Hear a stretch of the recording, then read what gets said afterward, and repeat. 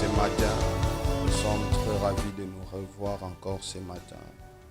Bienvenue à tous encore dans la présence de notre Père. Il est tellement bon d'être dans sa présence, car c'est là où nous puisons notre force au-devant de celui en qui nous mettons toute notre confiance.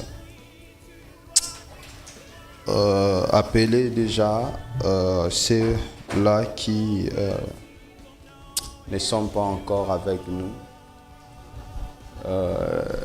Likez, partagez, invitez les autres. Le culte a déjà commencé.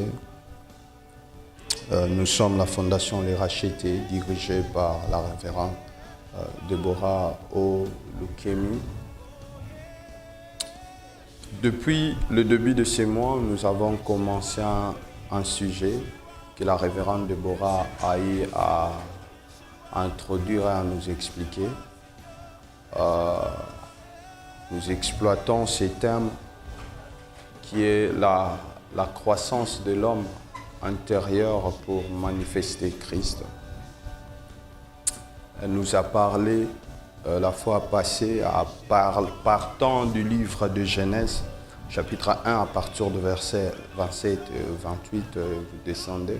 Lorsque Dieu a créé l'homme, il a créé vraiment à son image et à sa ressemblance pour dominer. Et il nous a expliqué cette domination-là, cette stature-là de Dieu, le niveau auquel Dieu nous attend pour manifester réellement Christ, parce qu'il est écrit dans la Bible que même la nature tient à tout prix à voir la manifestation du Fils de Dieu, et cette manifestation-là passe bel et bien par la croissance de l'homme intérieur. Et après cette croissance-là, la conséquence sera simplement de manifester maintenant Christ. Alors nous allons aller dans le même sens, mais aujourd'hui j'aimerais que l'on parle de l'importance de la croissance. Oui, il faut croître, mais pourquoi il faut croître? On va croître en fait pourquoi? Si on ne croit pas, si l'homme intérieur ne croit pas, il y aura, quelles sont les implications?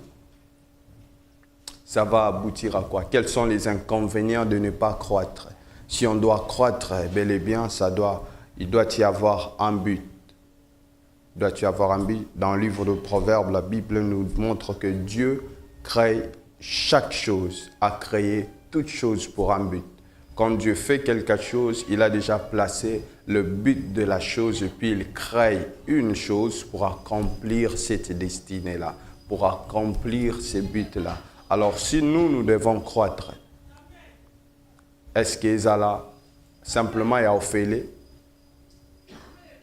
Si nous devons croître, ça sera simplement juste par plaisir, ou bien il y a un objectif, un but à cela, une fin à cela. Bien sûr, Dieu, quand il fait quelque chose, il le fait pour un but, il le fait vraiment pour un but. Alors, nous allons lire la première portion de la Bible que nous allons lire, c'est dans Jean chapitre 16. Nous allons lire le verset 12 et le verset 14. Je vais lire le verset 12, la Bible dit ceci. C'est Jésus qui est en train de parler aux apôtres, à ses disciples. Il dit, j'ai encore beaucoup de choses à vous dire, mais vous ne pouvez pas les porter maintenant. Dans d'autres versions, on dit, vous ne pouvez pas le supporter maintenant. Dans d'autres versions encore, on dit, vous ne pouvez pas le comprendre maintenant. Vous ne pouvez pas le comprendre maintenant. 13, il dit, quand le Consolateur sera venu, l'Esprit de vérité, il vous conduira dans toute la vérité. Car il ne parlera pas de lui-même, mais il dira tout ce qu'il aura entendu. Et il vous annoncera les choses à venir. 14, il me glorifiera parce qu'il prendra ce qui est à moi et vous l'annoncera. Parce qu'il prendra ce qui est à moi et il vous la nocera. La deuxième portion des Écritures que nous allons lire, c'est dans Hébreux, chapitre 5, à partir du verset 10. Hébreux, chapitre 5, verset 10, la Bible dit ceci. Dieu l'ayant déclaré souverain sacrificateur en part de Jésus, selon l'ordre de Melchisédek, nous avons beaucoup à dire là-dessus, beaucoup à dire. Comme Jésus, vous vous souvenez, il dit « J'ai beaucoup de choses à vous dire, mais vous ne pouvez pas le comprendre. » Et si l'apôtre Paul rencontre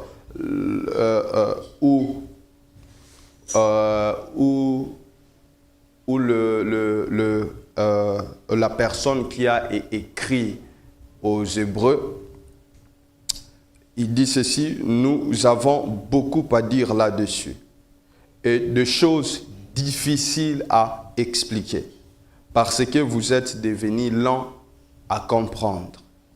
Vous, en effet, qui depuis longtemps devriez être de maîtres, vous avez encore besoin qu'on vous enseigne le premier rudiment des oracles de Dieu. Vous en êtes venus à avoir besoin de lait et non d'une nourriture solide. Or, quiconque en est au lait n'a pas l'expérience de la parole de justice, n'a pas l'expérience de la parole de justice, car il est un enfant.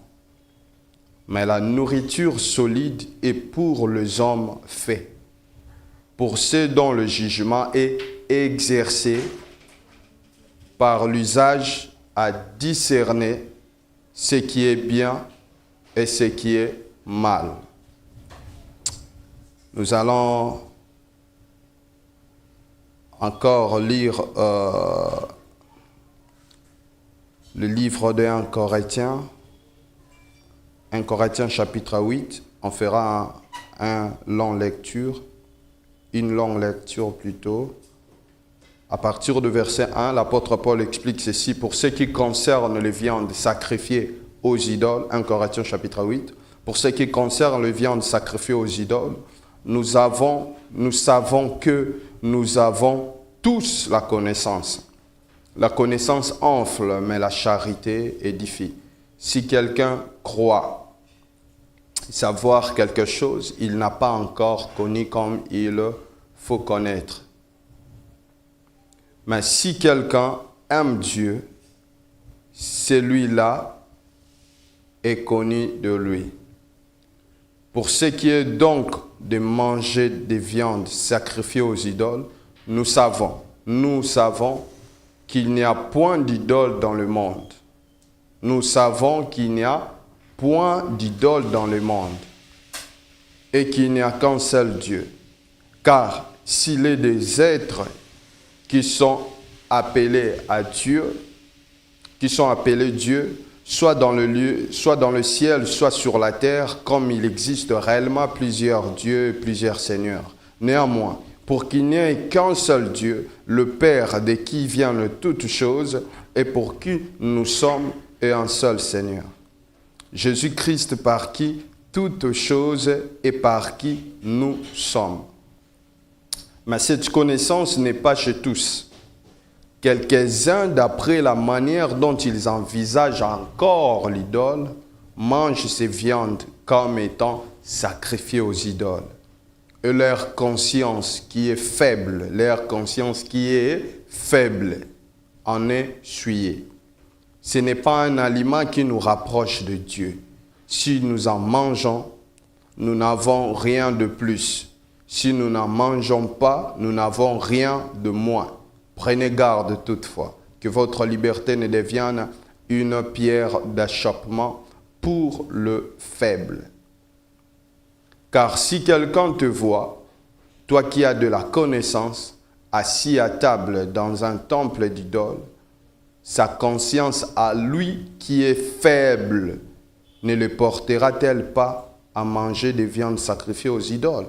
Et ainsi les faibles périra par ta connaissance, le frère pour lequel Christ est mort, en péchant de la sorte contre le frère, en blessant leur conscience faible, vous péchez contre Christ.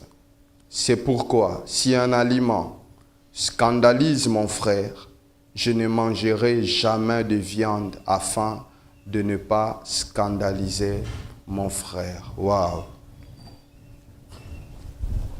Ici, d'emblée déjà, je vais nous donner une importance de la croissance spirituelle. Pourquoi on doit croître? Pourquoi on doit croître? La première des raisons de pourquoi nous devons croître, nous en tant que chrétiens, en tant que membres du corps de Christ, parce que notre manque de croissance entraîne le manque de croissance de toute la communauté. Si une personne ne croit pas, tout le monde sera pénalisé à cause de sa faible croyance. Puisque nous avons vu ici Jésus avec ses disciples. Il leur dit, j'ai plusieurs choses à vous dire, mais vous ne pouvez pas le comprendre. Du coup, il ne peut pas dire cela. Pourquoi? À cause de leur niveau. Tout le monde est privé d'un niveau supérieur. Pourquoi? À cause d'une personne qui ne peut pas comprendre. À cause d'un groupe de gens qui ne peuvent pas comprendre. Et nous voyons l'apôtre Paul. Dans 1 Corinthiens chapitre 8, il parle du niveau de ces gens-là qui sont faibles, qui n'ont pas une certaine connaissance. Il dit, normalement, il n'y a pas d'idole. Il n'y a pas d'idole. Parlant de viande sacrifiée, il dit, il n'y a qu'un seul Dieu. Mais tout le monde n'est pas encore arrivé à cette dimension de connaissance. Les gens croient encore qu'il y a un Dieu de ceci, il y a un Dieu de cela, il y a un Dieu de ceci, il y a un Dieu de cela. Alors l'apôtre Paul dit, à un certain niveau de croissance, nous savons qu'il y a un seul Dieu. Il n'y a pas plusieurs dieux. Il y a un seul qui a créé tout. Tout le reste n'est que créature. Le Dieu, il est un, et un seul. Et manger les viandes, qu'on disait de viande sacrifiée aux idoles, ce n'était que certains cultes païens se faisaient en sorte qu'on venait, on sacrifiait de viande et on mangeait pendant ces cultes-là. Et les gens mangeaient pendant ces cultes-là. Et ils mangeaient devant ces dieux-là. Alors, c'était un culte pour leur soi-disant Dieu. Et après, ce qui se faisait, c'est quoi? C'est que la viande qui restait, ces sacrificateurs-là, ils les vendaient bon marché. Ils les vendaient à un prix très bas par rapport au prix de la viande normale dans le marché. Et les chrétiens ne l'achetaient pas, ne le mangeaient pas. Pourquoi? Parce qu'ils se disaient, c'est de la viande sacrifiée aux idoles. Quand tu le manges, du coup, tu es en train de célébrer un culte. Tu es en train de célébrer déjà un culte à ces soi-disant dieux-là de païens. Mais l'apôtre Paul dit ceci. Voilà, il n'y a qu'un seul Dieu. En réalité, ces dieux-là n'existent pas. Cette viande-là, il faut le manger si vous le pouvez.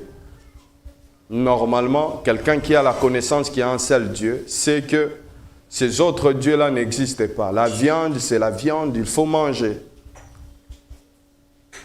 Mais l'apôtre Paul insiste que les autres qui ne savent pas, qui n'ont pas cette connaissance, ils sont faibles. Et à cause de leur immaturité, à cause de leur faiblesse, ne mangez pas cette viande.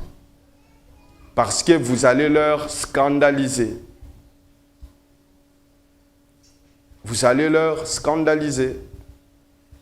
Puisque vous allez leur scandaliser, c'est alors que vous allez maintenant pécher. Vous voyez comment toute une communauté est emprisonnée par des gens immatures. par des gens immatures. Et ça sème l'insécurité. Personne ne peut goûter à cette viande-là. Pourquoi? Simplement parce que il y a des gens qui seront blessés. Ils seront blessés est-ce que parce qu'ils ont raison? Non, simplement parce qu'ils ne connaissent pas. Du coup, la croissance de l'Église dépend de la croissance des individus. Alors l'Église ne marche pas au rythme de ceux qui croissent rapidement, mais marche au rythme de ceux qui sont derrière. Puisqu'il y a un certain niveau de connaissance qu'eux ne comprennent pas, ils vont critiquer. Ils vont dire non, non, non, non, ça c'est Belzéboul. Ils vont dire non, non, non, non, non, non, non, ça c'est pas de Dieu. Et pourtant, ils ne connaissent simplement pas. Mais ils pensent connaître à leur niveau. Vous voyez comment toute l'Église, il y a des prédications aujourd'hui à l'Église qu'on ne peut pas prêcher. Pourquoi? À cause de l'immaturité de membres. Et pire encore, à cause de l'immaturité de certains prédicateurs aussi, qui ne vont arriver qu'à critiquer. Pourquoi? Parce qu'ils n'ont pas cette connaissance-là. Ils ne sont pas arrivés à un niveau de la connaissance de Dieu. Ils ne sont pas arrivés à un certain niveau de comprendre certaines choses. Du coup, Jésus a été buté à cela au devant des apôtres. Il allait leur enseigner certaines choses, mais à cause de leur immaturité, à cause de leur lanterne à la compréhension, ils ne pouvaient pas. Heureusement pour nous, il a envoyé son Esprit Saint. Et Paul a été buté aussi par le même problème. Et il en parle ici. Alors, l'importance de la croissance, le premier sujet, le premier point, c'est que la croissance collective de l'Église dépend de la croissance personnelle des individus. Plus les gens vont croître, plus l'enseignant aura facilité ou permission de donner une nourriture beaucoup plus solide. Parce que les gens vont comprendre. Et l'auteur des Épîtres aux Hébreux a connu aussi le même problème. Il dit, voilà, on a beaucoup de choses à vous dire du fait que Jésus-Christ est le souverain sacrificateur de l'ordre de Melchisédek. Mais on ne peut pas vous le dire. Pourquoi? Parce que vous êtes lents à comprendre. Vous êtes lents à comprendre. Alors c'est important de savoir qu'il faut croître. Pourquoi? Parce que notre croissance à nous permet la croissance de la communauté. Ça permet la croissance du corps du Christ. Ça permet la croissance de l'Église tout entière. Et ça permet à Dieu de déverser beaucoup plus encore sa grâce et l'Église aura beaucoup plus d'influence et d'autorité. Pourquoi? Parce qu'il aura la connaissance qu'il faut. Là, c'est le premier point. Le deuxième point de pourquoi est-ce qu'il faut croître? C'est dans Galates chapitre 4 à partir du verset 1. La Bible nous dit ici, « Or, aussi longtemps que l'héritier est enfant, je dis qu'il ne diffère en rien d'un esclave, quoiqu'il soit le maître de tout, mais il est sous des tuteurs et des administrateurs jusqu'au temps marqué par le Père. Nous aussi, de la même manière, lorsque nous étions enfants, nous étions sous l'esclavage des rudiments du monde. Mais lorsque les temps ont été accomplis, Dieu a envoyé son Fils, né d'une femme, né sous la loi, afin qu'il rachètât ceux qui étaient sous la loi, afin que nous ressuscitions l'adoption. Afin que nous ressuscitions l'adoption. Alors, la deuxième raison de pourquoi on doit croître, pourquoi nous devons croître, Deuxième raison, c'est pour quitter l'étape de l'esclavage. Ou autrement dit, c'est pour notre délivrance. La Bible dit dans Jean 8 que vous connaîtrez la vérité va vous libérer. La vérité va vous délivrer, ça va vous libérer. Aussi longtemps qu'on ne va pas croître, aussi longtemps qu'on ne connaîtra pas Dieu en mieux, nous serons toujours esclaves de certaines choses. Et si l'apôtre Paul explique à l'église de Galates, il leur dit, voilà, quelqu'un qui est un enfant égale quelqu'un qui est esclave. Il dit, il ne diffère en rien d'un esclave. Il leur donne une équation mathématique, il dit, enfant égale esclave. Enfant égale esclave. Donc, aussi longtemps que l'on restera au stade de l'enfance, il sera très difficile pour nous d'avancer. Il sera très difficile pour nous de franchir certaines limites. Il sera très difficile pour nous de jouir de certaines choses. Esclave. Tu es encore esclave de quoi? Et la Bible nous montre que c'est la connaissance. C'est notre croissance qui va nous permettre maintenant de faire quoi? De quitter l'étape de l'esclavage et d'entrer dans l'étape de fils sauvé, adopté par Dieu au moyen de Christ Jésus.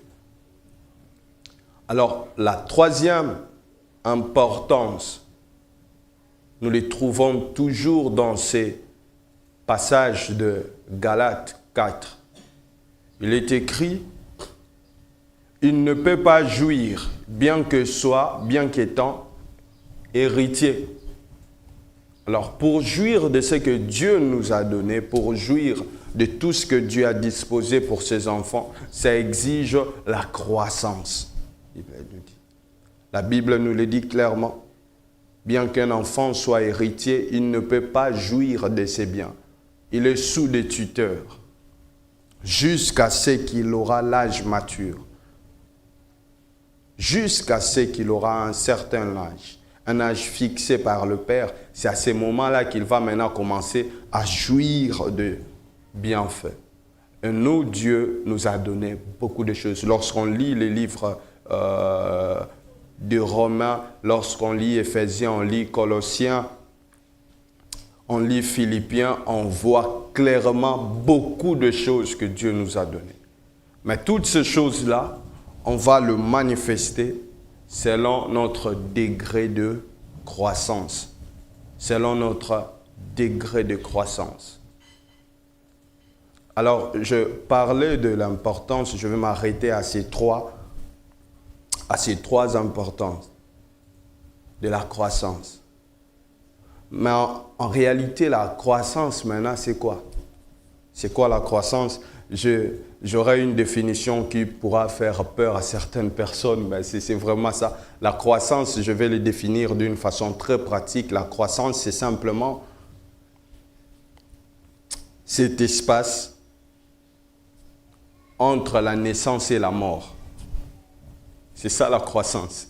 C'est simplement cet espace-là. Ces temps-là qu'on passe entre la naissance et la mort, c'est ce qu'on appelle la croissance.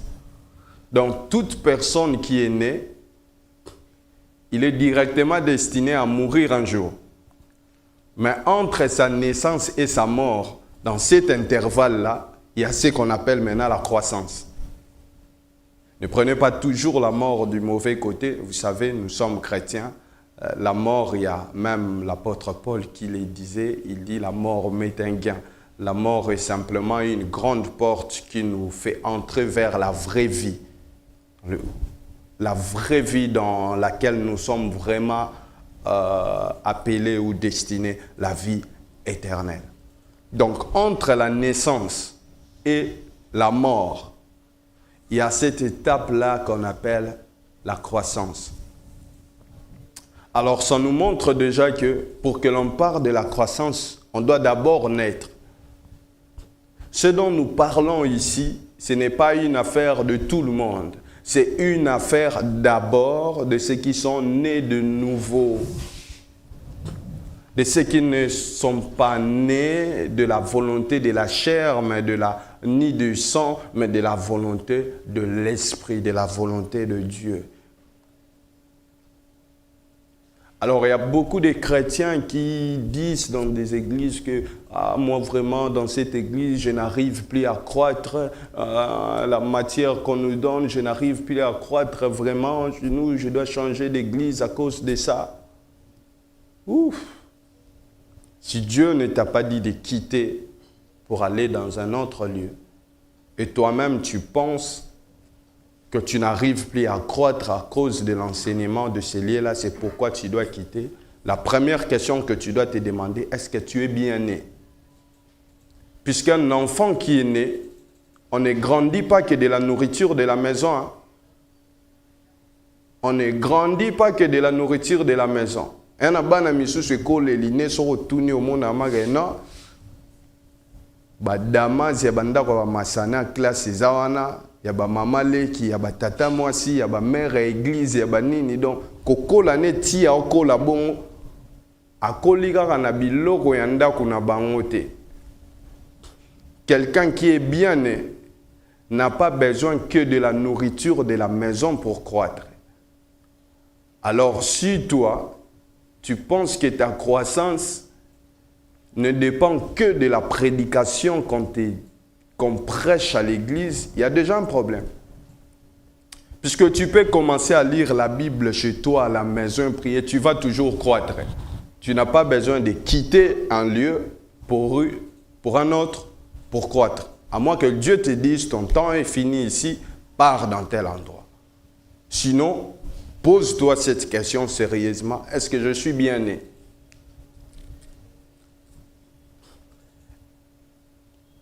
Puisqu'il y a des gens comme ça, il a connu l'église et il partait à l'école, mais il a grandi dans l'église, il est dans les choses de Dieu. Pire encore, il est même devenu pasteur. Mais à aucun moment de sa vie, il s'est rendu compte que non, je me suis converti ici. À quel moment de sa vie, il a eu conscience qu'il vivait dans le péché, que Jésus-Christ est venu mourir pour ses péchés et lui donner la vie et de croire au Seigneur Jésus? Il a grandi seulement comme ça et il était à l'école. Oui, il servait. Ah oui, oui. Vous vous souvenez de ce que Jésus un jour il dit? Les gens viennent et disent, nous avons chassé des démons en ton nom, nous avons fait ceci en ton nom. Il leur dit, je ne vous connais pas. Je ne vous connais pas. Oh, quel gâchis d'aller en affaires en passant par l'église. Tu prends les bus qu'on appelle l'église pour aller en affaires. Quel gâchis. Quel gâchis. J'aimerais avant de continuer cette partie, si tu t'es posé vraiment la question où tu ne vois pas à quel moment tu as reconnu tes péchés, tu as reconnu que Christ est venu pour ça, il est mort sur la croix de Golgotha, versant son sang, allant dans la tombe pendant 3 jours, ressuscitant. Je nous donne cette opportunité de recevoir Jésus-Christ comme notre Seigneur et Sauveur, de le croire. Là où tu es, tu peux juste le faire. Seigneur Jésus, tu peux juste répéter ma prière. Seigneur Jésus, je crois dans mon cœur, c'est pourquoi je confesse dans ma bouche que tu es venu pour mes péchés, que je suis un pécheur. Et tu es venu donner ta vie pour mes péchés. Et ton sang m'a sanctifié, m'a purifié.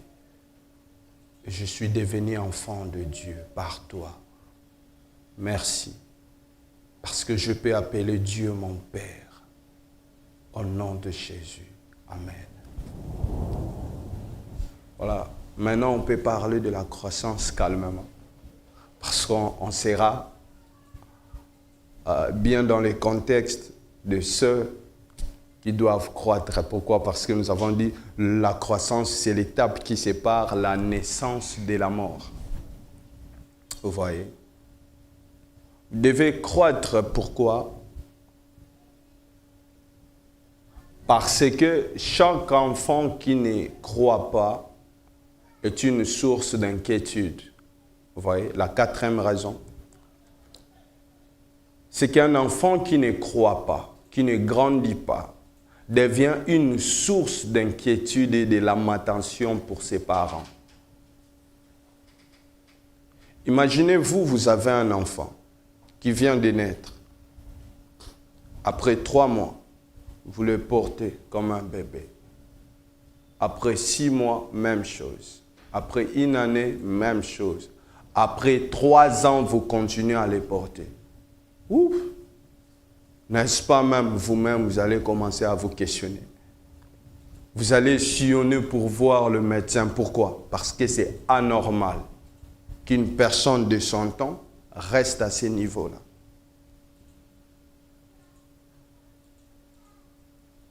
Le médecin va essayer de faire ce qu'ils peuvent pour le soigner, pour qu'il commence à croître.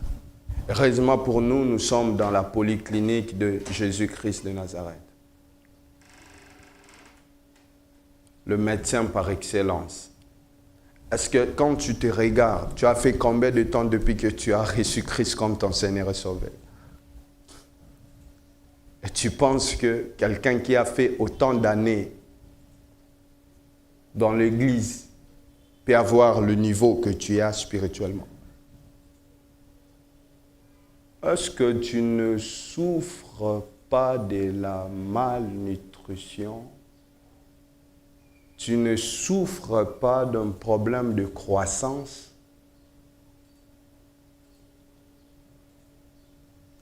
Tu as fait 10 ans à l'Église. À l'arrivée, tu étais impoli. Après 10 ans, très impoli encore. Tu as fait 10 ans, 5 ans, 3 ans à l'Église. À l'arrivée, tu n'arrivais pas à prier 30 minutes. Jusqu'aujourd'hui, tu n'arrives pas toujours. Tu as fait 3 ans, 5 ans, 10 ans à l'Église. À l'arrivée, tu n'arrivais pas à parler des autres de la Bible, de Jésus. Jusqu'aujourd'hui, tu n'arrives toujours pas. Est-ce que tu ne souffres pas d'un problème de croissance? Tu n'as pas un retard de croissance quelque part? Et tu deviens une source d'inquiétude. Tu es là depuis longtemps et tu ne changes pas. Du coup, tout le monde se plaint de toi. Sauf toi-même. Et tu es à l'aise, très à l'aise.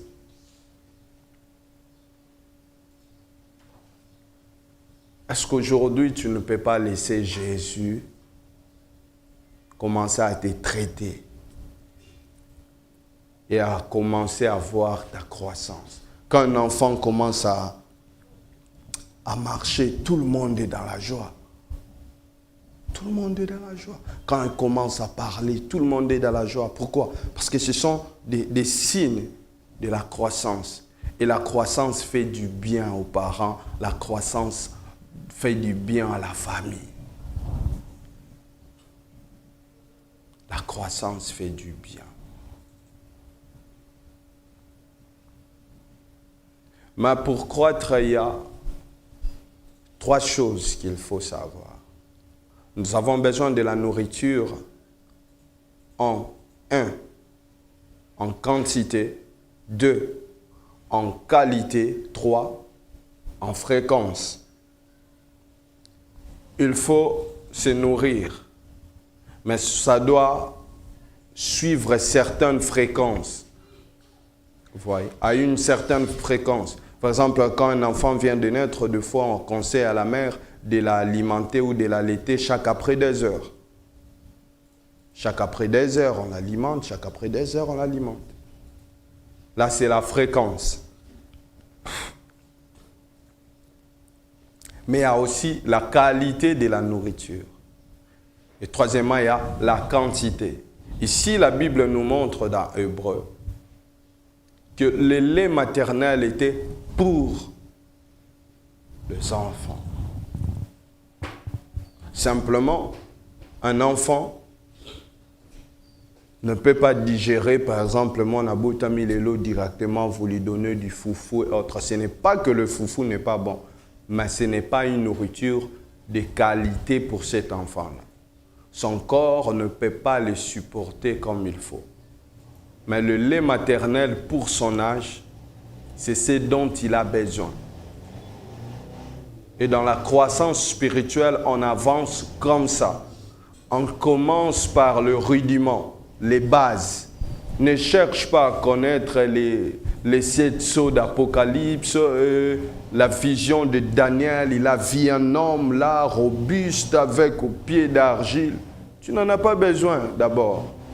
Si tu ne connais même pas les 12 apôtres de Jésus, tu as des difficultés à savoir même les 12 apôtres de Jésus, tu as des difficultés à savoir même les circonstances de la naissance de Jésus, tu as des difficultés à savoir même les circonstances de son baptême, mais tu cherches des histoires genre comment entrer dans le monde de la voyance prophétique. Tu es allé là-bas faire quoi, papa?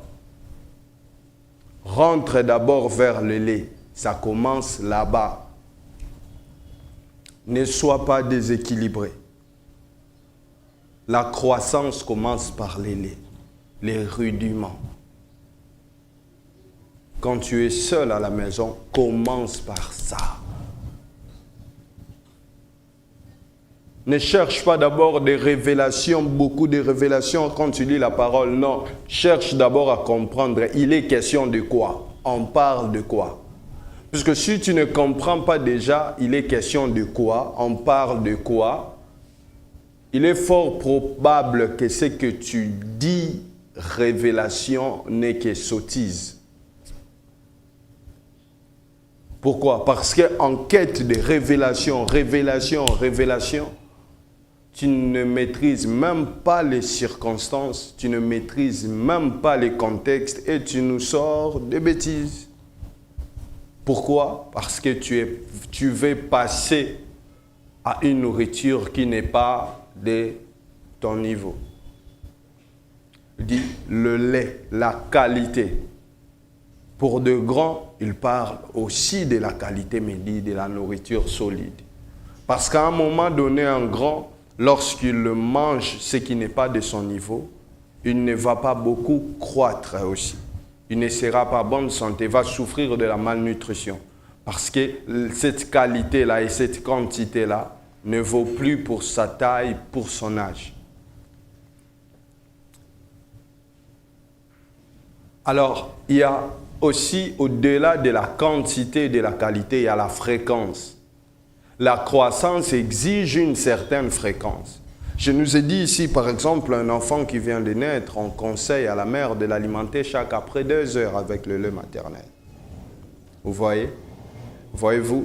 Cet enfant-là qui est alimenté comme ça, il aura une autre croissance qu'un autre bébé qu'on alimente 2 fois ou 3 fois par jour. Parce que la fréquence compte.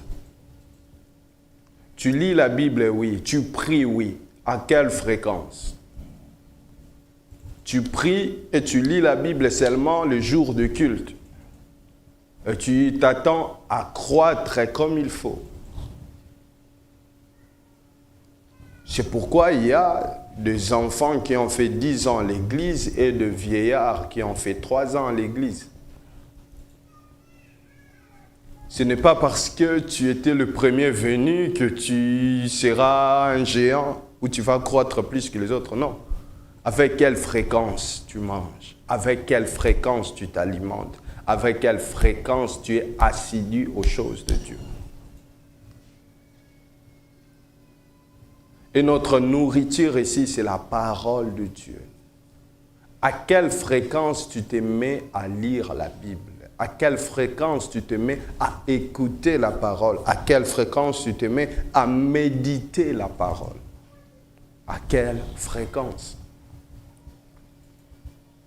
À quelle fréquence? Parce qu'il s'agira de la connaissance de Dieu. Nous croissons verticalement vers Dieu par rapport à notre connaissance de Dieu. Tu peux commencer à passer vraiment du temps avec lui. Vraiment du temps avec la parole. Puisque sans la parole, on ne va pas croître. C'est notre nourriture. La nourriture dont il s'agit ici, c'est la parole de Dieu. La qualité, la quantité et la fréquence. Il y a des gens, ils prennent ce qui est bon, la qualité, parce que la parole de Dieu est qualitative. À une bonne fréquence, mais à quelle quantité? Il y a des gens à l'église qui sont des spécialistes des versets qui se ressemblent. Quand ils prennent la Bible, Jean 10, 10, Jean 3, 3, Matthieu 5, 5. Des spécialistes des versets qui se ressemblent. Oh non, on nous a dit, tu prends simplement un verset, tu restes là. Quand on dit de rester sur un verset, c'est parce que on a lu tous les chapitres et on a vu un verset qui a frappé à nos yeux, on veut rester là. Ce n'est pas qu'on vient directement, waouh, je vais pointer ici. Comme d'autres cherchent simplement, il prend la Bible, il feuillette simplement, il tombe, il pointe un verset par hasard. C'est le passage du jour et je vais le faire. Papa, tu peux fêter comme ça, tu vois, pas et Judas trahit Jésus. Tu vas le trahir. Il est assis à la droite du Père. Qu'est-ce que tu vas faire? Tu fais comme ça, tu pointes pas et Caïn tue son frère Abel. Tu vas faire quoi? Tu vas tuer ton frère? Arrêtons de chercher que des versets qui se ressemblent à pointer par hasard dans la Bible. Lisons la Bible. Lorsque la Bible était écrite au départ, il n'y avait pas de versets, de chapitres. C'était simplement des livres. Ce ne sont que des références qu'on a mis pour nous aider à bien nous référer lorsqu'on veut chercher quelque chose. Lisons la Bible. La quantité compte aussi. Tu peux manger de la bonne nourriture, mais si c'est en petite quantité, tu souffriras de la malnutrition. Beaucoup de chrétiens à l'église, lorsqu'on regarde, on voit quelle malnutrition. Pourquoi? Vous voyez quelqu'un qui a fait 10 ans à l'église.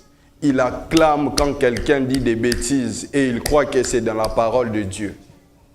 Pourquoi? Il ne s'est jamais mis à lire lui-même, à voir le contexte.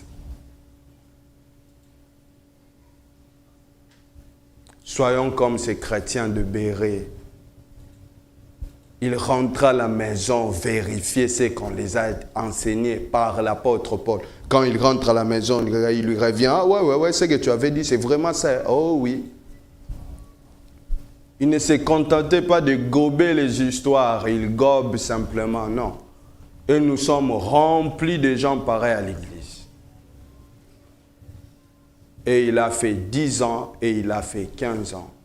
La Bible nous dit, nous connaissons en partie, nous prophétisons en partie.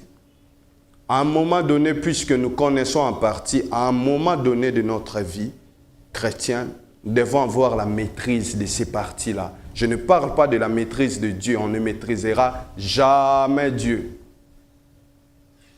Mais du peu de ce qu'on nous a donné là, on doit vraiment le connaître. On ne doit pas nous balloter de tous les sens. Parce qu'on a la pensée de Dieu. Lisons la Bible. Passons du temps à méditer. Passons du temps à questionner la Bible. Passons du temps à questionner la Bible.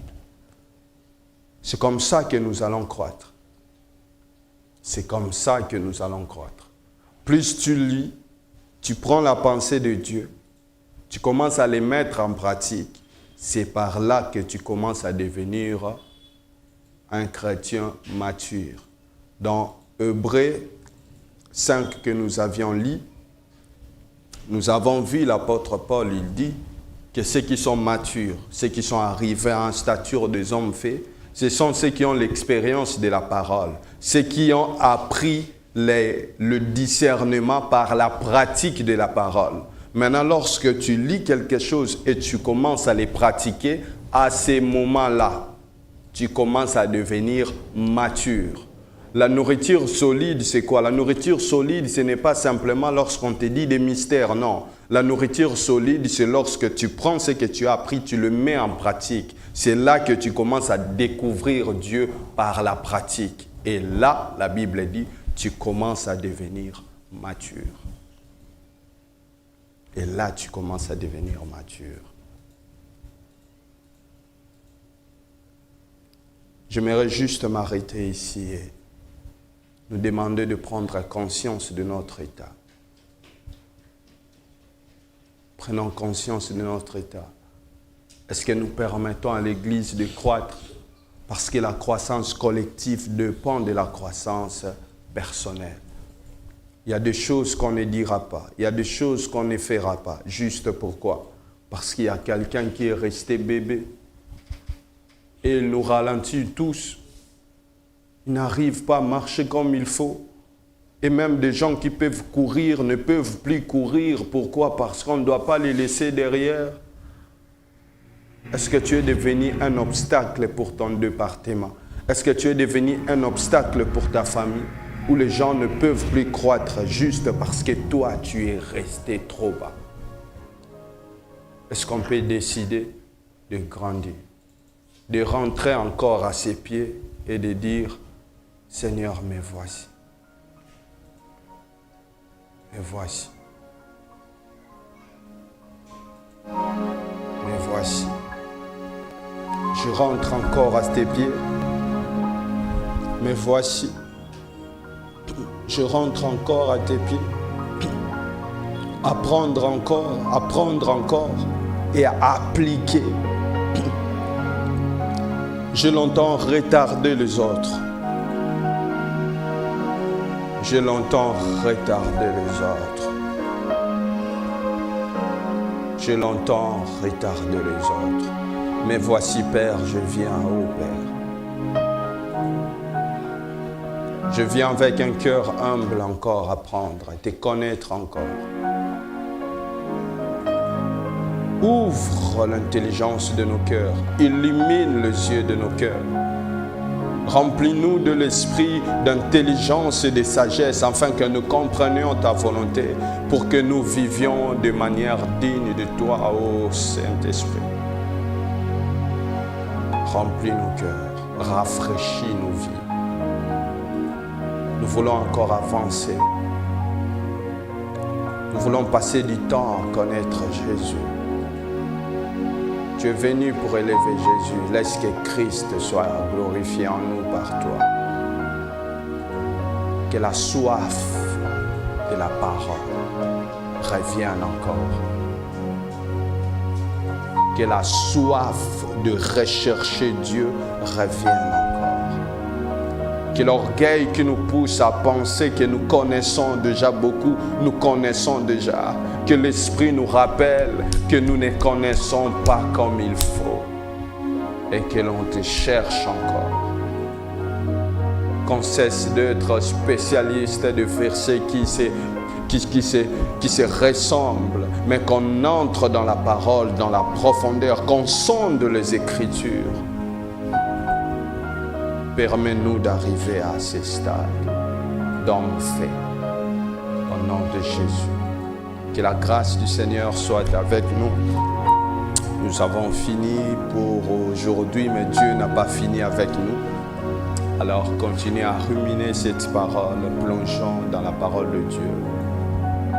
Il y a deux moyens par lesquels on peut envoyer nos offrandes et nos dons qui circulent sur l'écran. C'est affiché. Vous pouvez envoyer vos dons et vos offrandes. Déjà, nos programmes de la semaine, du lundi au vendredi, nous sommes là en notre culte matinal de 5h30 à 6h30. sur notre page Facebook Fondation Le Racheté.